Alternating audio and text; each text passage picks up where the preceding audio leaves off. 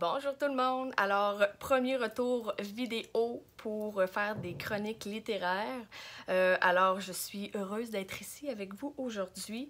Vous voyez, tout en simplicité, je me suis pas compliqué la tête. L'objectif avant tout, c'est de parler de livres. Et quoi de mieux que de m'offrir la chance de parler de la chère Judith Bannon. Alors, présumée indécente, Judith Bannon.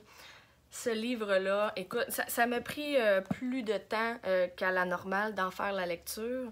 On s'entend qu'il est très épais, là, rapidement comme ça. Écoute, il y a 492 pages.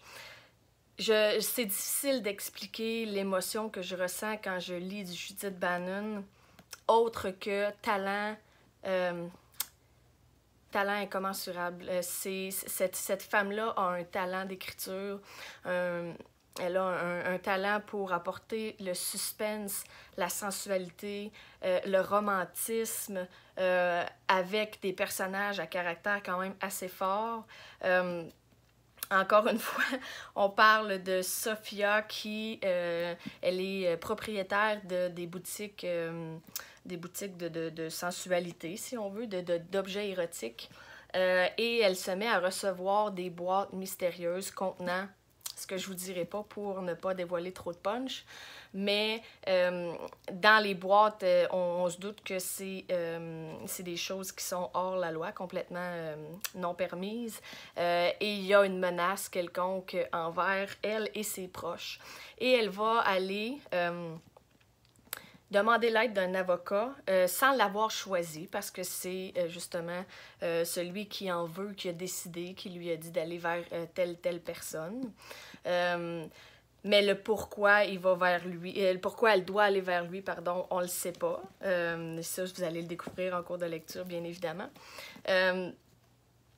Et j'adore les caractères féminins de ces personnages, la force dans leur réponse, leur caractère, en fait, leur force de caractère, si on veut, justement. Une confiance, mais devant les autres, parce que quand elle se retrouve seule, c'est justement peut-être l'opposé, un manque de confiance. J'adore justement les répliques. Elle est très bonne aussi dans les répliques entre ses personnages. J'ai éclaté de rire à un certain passage de son livre, mais les personnages, leur dialogue, c'est tout le temps, même dans celui-ci, il y a 3 avocats qui sont des associés.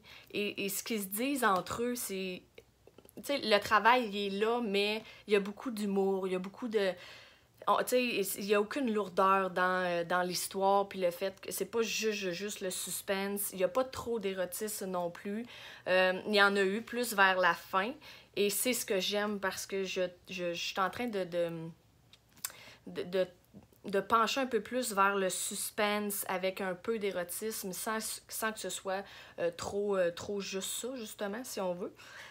Et c'est ce qu'elle a fait avec brio dans ce livre-là. On se demande, mais premièrement, qui menace Sophia Brunel au caractère de feu, mais à l'intérieur avec une blessure, c'est un peu comme une apparence qu'elle donne pour sa confiance vraiment inébranlable, mais qui ne l'est peut-être pas tant. Et les menaces qu'elle va recevoir, qu'est-ce que ça va engendrer? C'est sûr qu'elle veut sembler forte et se dire, il n'y a personne qui va décider de ma vie, de mon choix. Et ce que j'ai énormément aimé, c'est la réalité, c'est que, comment je pourrais dire? Je veux pas trop vous en dire. Le contenu des boîtes peut être très relié à son quotidien, à son emploi dans une boutique d'érotisme. Et en fait, c'est tellement vrai qu'on accorde des préjugés faciles comme ça par exemple, tu travailles dans une boutique d'érotisme, ben c'est parce que le sexe fait trop partie de ta vie, tu penses juste à ça, ou t'as pas de relation stable parce que justement, ce que t'aimes, c'est essayer plein de choses avec plein de personnes, ou peu importe.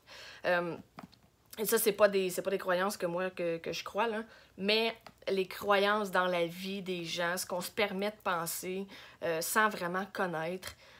la réalité de la personne, la raison pour laquelle elle fait. Puis en même temps, c'est tellement vrai que, comme Sophia, le personnage, elle travaille là-dedans par passion, mais ça n'a aucun rapport avec ce qu'elle est à l'extérieur, avec sa personnalité, avec ses qualités, défauts, avec ses valeurs. Et ça, c'est fort dans ce livre-là, parce qu'elle doit se battre contre ça, justement, pour prouver. C'est pas parce que je suis propriétaire de boutique érotique que je suis une courailleuse, si on peut le dire comme ça. Et il y a justement le petit côté entre son avocat et elle qui... ça prend du temps à se développer. Je me suis demandé si ça allait se développer, justement. Mais j'avais tellement hâte. J'avais hâte de savoir ça s'en allait où. Lui, il est beaucoup plus réticent et je pensais que... Je me suis dit, elle réussira pas. Elle réussira pas à le charmer comme... Je savais même pas si c'était vraiment son intention à elle de le faire ou non. Je savais pas jusqu'où elle voulait aller. Elle essayait, oui, peut-être de savoir s'il y avait une attirance, mais pour se rendre jusqu'où. Et que dire de Judith et ses multiples punchs dans ses histoires. Encore là, ce qui fait que, et peu importe l'heure qui est rendue, je peux pas m'arrêter, je dois aller au prochain chapitre, je dois continuer. Écoute, je lui ai écrit en cours de lecture, puis j'admire son talent à cette femme-là. J'admire les scénarios qu'elle est capable de créer. J'admire ce qu'elle est capable pas de provoquer, mais de créer dans notre imaginaire à nous. Ce qu'elle donne à ses personnages pour que ses personnages nous le renvoient. Elle est excellente. Alors, pour finir, après 6 minutes, presque 7, Présumée indécente, Judith Bannon, je vous le recommande fortement.